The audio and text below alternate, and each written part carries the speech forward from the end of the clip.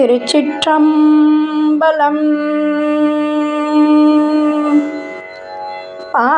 பானகத்திலே பார்ப்பசு ஐந்துண்டு மேய்ப்பருமின்றி வெறித்து திரிவன மேய்ப்பருமுண்டாய் வெறியுமடங்கினால் பாப்பான் பசு ஐந்தும் பாலாய் சொரியுமே.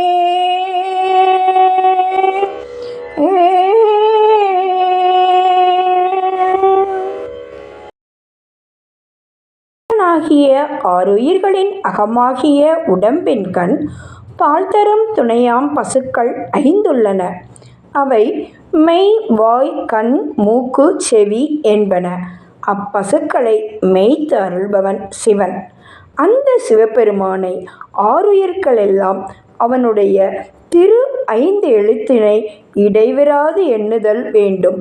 அங்ஙனம் எண்ணினால் அவன் திருவருள் அப்பசுக்களை மேய்க்கும். மேய்த்தல் அடக்குதல். மேய்ப்பார் இன்மையாலேயே அப்பசுக்கள் வெறித்து திரிகின்றன. வெறித்து திரிவன என்பது உலகின் புலன்களில் ஆறுயிர்களை ஈர்த்து செல்வன எனலாம். அப்பசுக்களை மேய்ப்பானாகிய சிவபெருமான் வெளிப்பட்டால் அப்பசுக்களுக்கு வெறியடங்கும். ஆன்மா என்ற பார்ப்பானின் உடம்பில் 5 பொறிகளான கறவை பசுக்கள் 5 உள்ளன. மெய், வாய், கண், மூக்கு, செவி என்பன. அவை மேய்ப்பாரின்றி விருப்பம் போல் திரிவன. புலன்கள் அடக்கப்படாமல் இன்பம் தேடி அலைகின்றன. புலன்நுகர் பொருட்கள் மீதுள்ள ஆசையை அறுத்து இறைவன்பால் மனதை செலுத்தினால் பொறிகள் என்ற பசுக்கள் பேரின்பம் என்ற பாலை தரும். புலனடக்கம் என்பது என்ன? புலன்களின் இயற்கையான இயக்கத்தை கட்டுப்படுத்தி நிறுத்துவதா? அவ்வாறு அவற்றை அடக்கியே வைத்திருந்தால் அவை வீறு கொண்டு எழும்பொழுது அவற்றை கட்டுப்படுத்தவே முடியாது போகும். எனவே அவற்றை நெறிப்படுத்த வேண்டும். இதையே பிரத்யாகாரம் என்று சொல்வர்.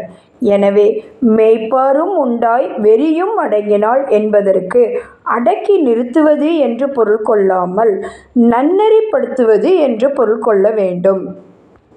இறைவனை சரணடைந்தால் 5 புலன்கள் வழியாக செல்லும் மனம் அவன் வசப்படும். அப்பொழுது 5 புலன்களின் சுவை கெடும். அந்த 5 புலன்களை ஆன்மாவை இறைவழி இட்டு செல்லும்.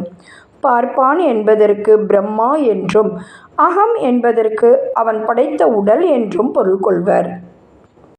இந்த திருமந்திரத்தில் 5 பொறிகளை 5 பசுக்களாகவும் அந்த பசுக்கள் அடையும் கொட்டில் அந்த 5 பொறிகள் அடங்கும் கொட்டில் நமது உடம்பு என்றும் திருமூலர் அழகாக கூறியிருப்பார். நன்றி. வணக்கம். வே. முத்துலட்சுமி.